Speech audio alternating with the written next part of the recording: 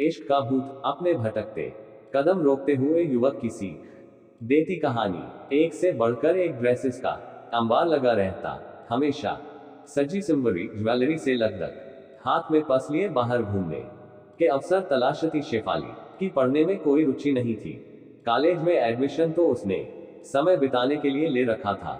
उसे तलाश थी ऐसे युवक की जो दिखने में हैंडसम हो और उसके आगे पीछे घूमे। जीत से उसकी नजरें कॉलेज के फंक्शन में मिली और उसे उसमें सारी बातें नजर आई जिनकी उसे तलाश थी।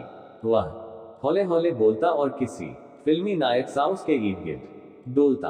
अंधा क्या चाहे दो आंखें शेफाली खर्च करने के लिए तैयार रहती। दोनों खूब घूमते महानगरों में, वैसे भी कौन किसे जानता है या कौन किसकी परवाह करता है। पौश इलाके के हॉस्टल में रह रही शेफाली के पास जीत बाइक लेकर आता। वह अदा से इतराती लहराती उस के संग चली जाती। जब लौटती तो सहेलियों को अपने रोमांस के किस्से बताकर इम्प्रेस करती।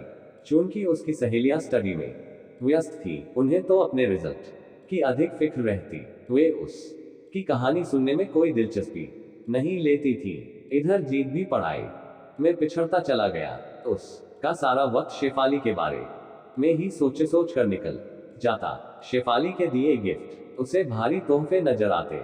वह उसे कभी टी शर्ट देती, कभी ब्रेसलेट तो कभी गॉगल्स।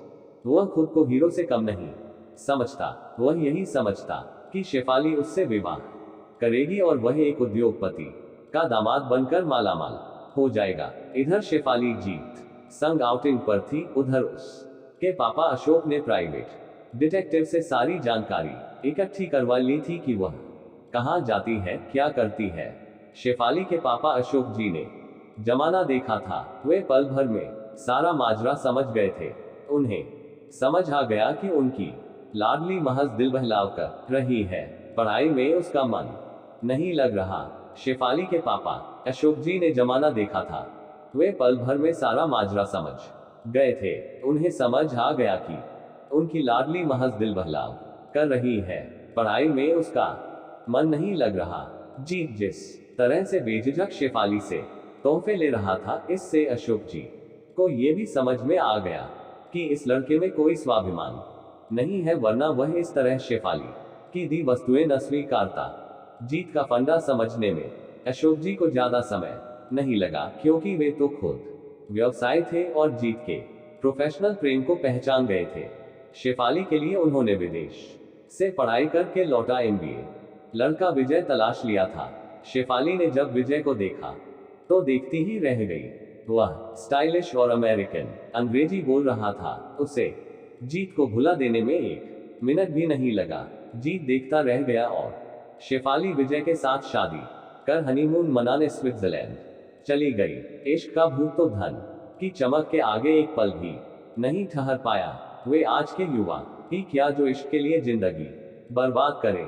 अलबत्ता जीत को संभलने में 1 साल लगा, पर जबकि वह दिल से नहीं मतलब की खातिर शेफाली से जुड़ा था, अब उसके सामने अपनी युवा बहन की जिम्मेदारी थी।